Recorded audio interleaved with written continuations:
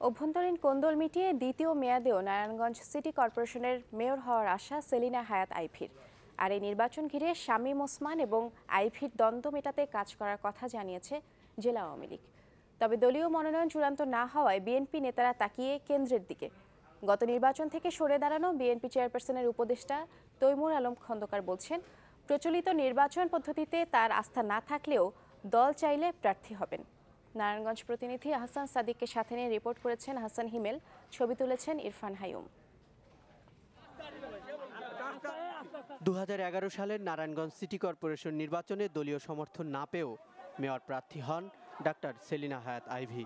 চমক দেখান আওয়ামী লীগ সমর্থিত প্রভাবশালী প্রার্থী শামীম ওসমানকে হারিয়ে। মাঝখানে 5 বছরের ব্যবধান, এর মধ্যে বদলেছে অনেক কিছু।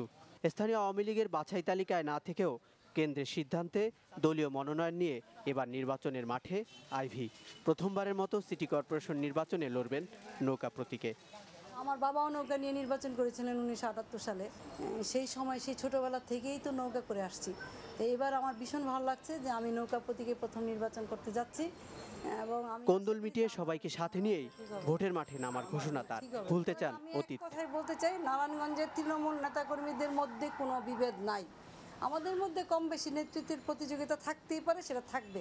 আমি মনে করি সকলেই আমার সাথে থাকবে ইনশাআল্লাহ। হাইকমান্ডের নির্দেশনাও বিভেদ ভুলে একসাথে কাজ করার আর তা মেনে চলার প্রতিশ্রুতি ক্ষমতাসীন দলের এ নেতার।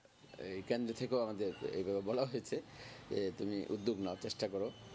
তা আমি চেষ্টা করব উভয় পক্ষ যাতে একসঙ্গে মিলে কাজ করে, এবং মাননীয় যিনি মেয়র পদে আবার প্রার্থী হলেন তারও উচিত হবে সবার সঙ্গে যোগাযোগ করা। আইভীকে দল থেকে মনোনয়ন দেয় উচ্ছ্বাস তৃণমূলে। তারা বলছেন যোগ্য প্রার্থীকেই বাছাই করেছে দল।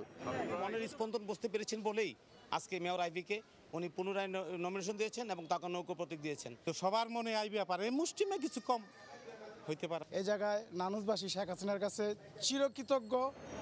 কেন্দ্রের সিদ্ধান্তে নির্বাচনে যাবে বিএনপি, তবে প্রার্থী এখনও চূড়ান্ত নয়। দলীয় সিদ্ধান্তে গত নির্বাচন থেকে সরে দাঁড়ান তৈমুর আলম খন্দকার। তিনি বলেন, নির্বাচন কমিশনের ওপর আস্থা না থাকায় এবার লড়তে আগ্রহী নন, তবে দল চাইলে প্রার্থী হবেন।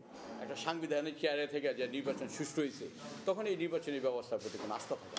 এই জন্য ব্যক্তিগতভাবে আমার অনীহা আছে, কিন্তু ম্যাডাম যাকে বলবে তার পক্ষে আমি নির্বাচন করব। আইভী নাকি অন্য কেউ, হাইকমান্ডের সিদ্ধান্তে সে প্রশ্নের জবাব মিলেছে আওয়ামী লীগ নেতাকর্মীদের। এখন বিএনপিও তাকিয়ে আছে কেন্দ্রের দিকে। এসব চাপিয়ে ভোটাররা চান সুষ্ঠু নির্বাচনী পরিবেশ। আহসান হিমেল, চ্যানেল 24, নারায়ণগঞ্জ।